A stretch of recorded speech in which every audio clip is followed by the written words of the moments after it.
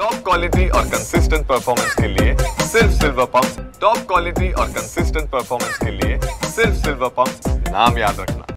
मागच्या 3 वर्षापासून 2022 पासून जे अनुदान अतिवृष्टीचं किंवा दुष्काळाचं जे देण्यात आलं होतं, त्यामध्ये काही ठराविक कंप्लेंट आल्या होत्या आणि त्याची व्याप्ती जास्त असू शकते याचा अंदाज घेऊन ती चौकशी समिती गठीत करण्यात आली होती. पूर्ण जिल्ह्याच्या तपासणीसाठी ती चौकशी समिती गठीत करण्यात आली आहे. सुरुवातीला त्यांचे 2 तालुके झाले होते. आताही नंतर 2 तालुके तपासणी झालेली आहे. त्यामध्ये जी आक्षेपित रक्कम होती तर ती 50 कोटीच्या वरती ती आक्षेपित रक्कम गेली होती आणि सद्यस्थितीमध्ये 40 कोटीची तपासणी ही पूर्ण झालेली आहे. म्हणजे ज्यामध्ये सर्व जे ग्रामस्तरावरचे अधिकारी असतील, म्हणजे तलाठी, ग्रामसेवक, कृषी सहाय्यक, तर यांची सुनावणी घेऊन आणि काही कागदपत्र त्यांच्याकडे जर असतील तर ते तपासून त्या पद्धतीने 40 कोटीची संपूर्ण तपासणी झालेली आहे आणि त्यापैकी 18 कोटी ही रक्कम अपारित रक्कम म्हणून समितीनं जवळपास निश्चित केलेली आहे. तो अंतिम अहवाल समिती त्याबाबत देत आहे.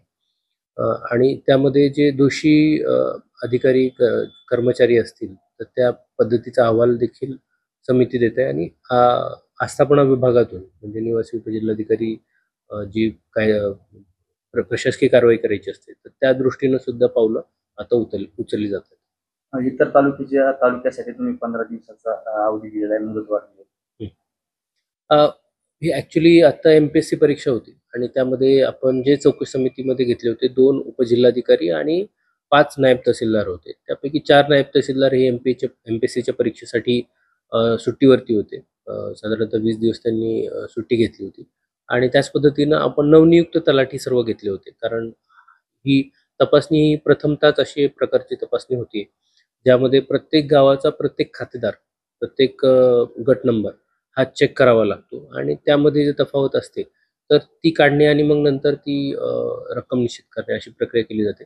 त्यामुळं थोडा वेळ जो आहे तो लागला आणि त्या अनुषंगाने आता समितीचे काम जवळपास 2 तालुक्याचं झालेलं आहे आणि 2 तालुक्याचं सुद्धा उर्वरित परतूर आणि जाफराबाद हे 2 तालुके सुद्धा त्याच्यामध्ये आणखीन पुढे तपासणी झालेली आहे. सर, काही तलाठी आहेत जे की सुनावणीसाठी हजर होत नाही, त्यांना तुम्ही अंतिम नोटीस देखील बजावल्याची माहिती आहे. जर हजर झाल्यानंतर काही कारवाई होणार आहे? हजर झाले नाही, हजर नाही झाले तर प्रशासकीय नक्कीच कारवाई त्याच्यामध्ये करण्यात येईल आणि रिकव्हरीच्या बाबतीत देखील सूचना दिलेल्या आहेत.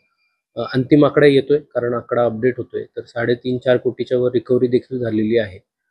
त्यामुळं रिकव्हरी हा देखील मुद्दा असणार आहे आणि प्रशासकीय कारवाई देखील त्याच्यामध्ये करण्यात येईल. जे तलाठी सुनावणीला वारंवार तुम्ही नोटीस देखील देऊन देखील येत नाही, त्यांच्यावरती नेमकी काय कारवाई आपण करणार? त्याच्यासाठी सर्व पर्याय हे केलेले आहेत.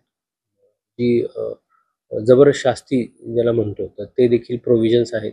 निलंबनाचा देखील विचार केलेला आहे. सो त्या प्रत्येक तलाठ्याकडे मल्टिपल गावं आहेत. त्याच्याकडे साजा, काही जणांकडे 2 साजा होते.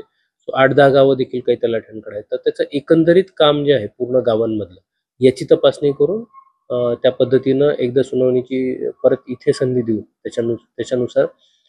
त्याच्यानुसार प्रशासकीय कारवाई करण्यात येईल. जी आक्षेपित रक्कम होती त्याची वसुलीचे आदेश देखील तुम्ही दिलेले होते. आतापर्यंत किती काही आकडा आले का सर, किती वसुलीची शासन खात्यात जमा झाली? आकडा अपडेट होतोय. 3.5-4 कोटीपर्यंतचा आकडा माझ्याकडे आला होता रिपोर्टिंगमध्ये. कारण काही ठिकाणी ही वसुली होते. रिपोर्टिंग थोडं उशिरा होतं की वसूल झाली. तर त्या पद्धतीनं तो आकडा संकलित आताही करत आहे. मुख्यत्वे तपासणीला वेग देण्याबाबत सांगितलं होतं. इथं अधिकारी आणि कर्मचारी यांचा थोडासा MPSC परीक्षेमुळे तुटवडा झाल्यामुळे मागच्या 20-25 दिवसामुळं या मंथ एंडिंगपर्यंत टार्गेट ठेवलं होतं. साधारणतः 15 जूनपर्यंत हा पूर्णपणे आकडा संकलित होईल आणि त्यानुसार मग अपडेटेड आकडा आपल्याला कळवण्यात येईल.